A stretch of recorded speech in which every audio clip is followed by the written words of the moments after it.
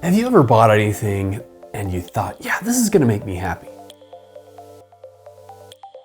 And then it turns out, it didn't make you as happy as you thought, right? So, well, if you had to take a guess at what science reveals as some of the strongest predictors of happiness and well-being, what would you say? Is it money? Is it good looks? Is it material possessions? A rewarding job or a satisfying relationship? Well, most of these do contribute to some level to our overall satisfaction with life. But when scientists start drilling down a bit further and running experiments to determine which life adjustments produce the biggest bumps in happiness and the fastest, there's a clear leader. Now, Dr. Martin Seligman, one of the world's leading authorities in positive psychology, has conducted dozens of studies with colleagues across thousands of subjects in efforts to figure out how to boost happiness and personal well-being.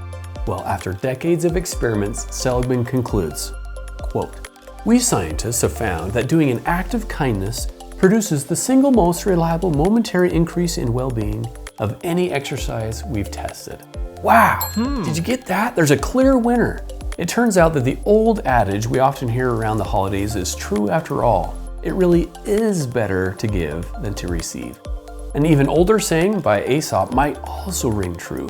No act of kindness, no matter how small, will ever be wasted.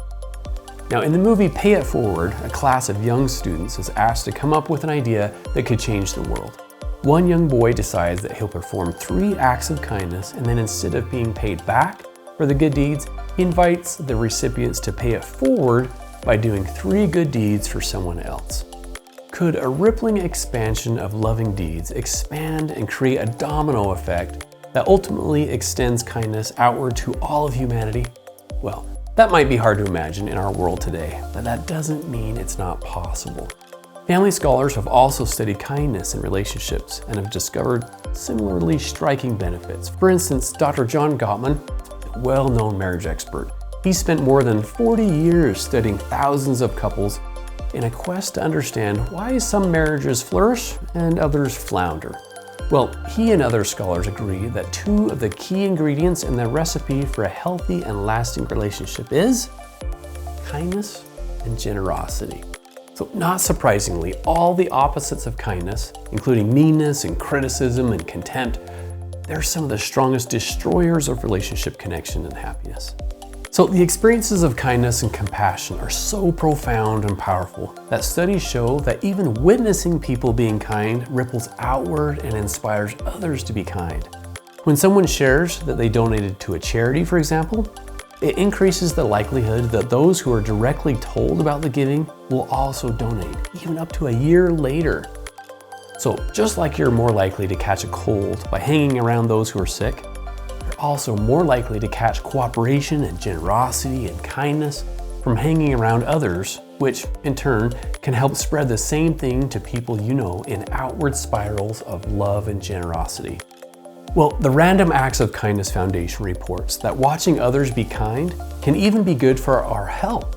The science shows that witnessing acts of kindness produces oxytocin, occasionally referred to as the love hormone, which aids in lowering blood pressure and improving our overall heart health.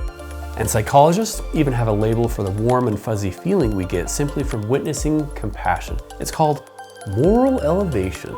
Now, as Dr. Jonathan Haidt explains, elevation is elicited by acts of virtue or moral beauty. It causes warm, open feelings in the chest, and it motivates people to behave more virtuously themselves. So what about you? When is the last time you witnessed someone helping someone else? Or perhaps you read an article or a social media post or watched a video online of a person or a group performing an act of service that made you feel good inside. Perhaps even those open feelings in the chest, right? Maybe it even inspired you to be a little better and do a little more for others. Now that's the power of kindness. But believe it or not, that's just the beginning. Did you know that people who practice kindness and volunteer actually live healthier, longer lives with lower levels of anxiety, depression, and even fewer physical aches and pains? In case you're not convinced, you've got to hear 2 more stats. First, people 55 and older who volunteer for 2 or more organizations have a 44% lower likelihood of dying. And that's after controlling for every other contributing factor, including physical health, exercise, gender, habits like smoking, marital status, and many more. And second, volunteering even has a stronger effect on our health than exercising 4 times a week or going to church. Now, this could be as small as being more devoted and service-oriented in your own families or doing something extra kind for students in your classroom. It could be as large as forming a nonprofit charitable cause that helps people around the world overcome a particular problem or obstacle. It's been said, there's no exercise better for the heart than reaching down and lifting people up. As the gaze of our purpose and meaning in life fixes on the needs of others, so many other things can change. So the more we shift from being self-centered to other-centered, something magical can happen. With the depth of joy in virtually everything, it's magnified. So that's why Todd Stocker writes, helping others is the secret sauce to a happy life. It doesn't have to be major dramatic acts of service either. You never know how much of a difference a smile or chat with a student or a colleague can make. You may be the only person that day or that week or that month that took the time to notice someone, and that will change their whole outlook, and maybe yours too. When we forget about pursuing our own happiness and get to work on losing ourselves by doing good and being kind to others, serious sweetness starts to come into our lives. It was the novelist Charles Dickens who once wrote, "No one is useless in this world who lightens the burdens of others." And Leo Buscaglia added, "It's not enough to have lived. We should be determined to live for something." He suggested that can include creating joy for others, sharing what we have for the betterment of humankind, bringing hope to the lost and love to the lonely.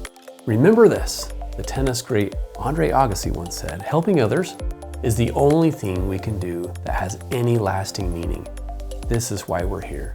Now, really, should we go on? I mean, millions who have lived or learned to live an other-centered life of service and kindness bear witness to the satisfaction and fulfillment by doing these small and simple things. In fact, one of the biggest lessons emphasized across all cultures is that we're not fully whole until we're living in some way for others. Now, this is not an insight exclusive to any single tradition or philosophy or faith. People from all around the world have come to recognize that helping others can actually help you even more. So maybe it's time to stop looking for happiness everywhere out there. It might just be right here, in front of us, grounded in the choices we make every day and how we respond to those around us. And check this out. The more we do kindness, the more we actually become kindness. In the end, it's how you treat people that shows the world the kind of person you are. This isn't about becoming soft or refusing to stand up against what is wrong. Not at all. But as Anne Frank once said, in the long run, the sharpest weapon of all is a kind and gentle spirit. And I think she's right. For more information, visit the Panhandle Public Health District website at pphd.org.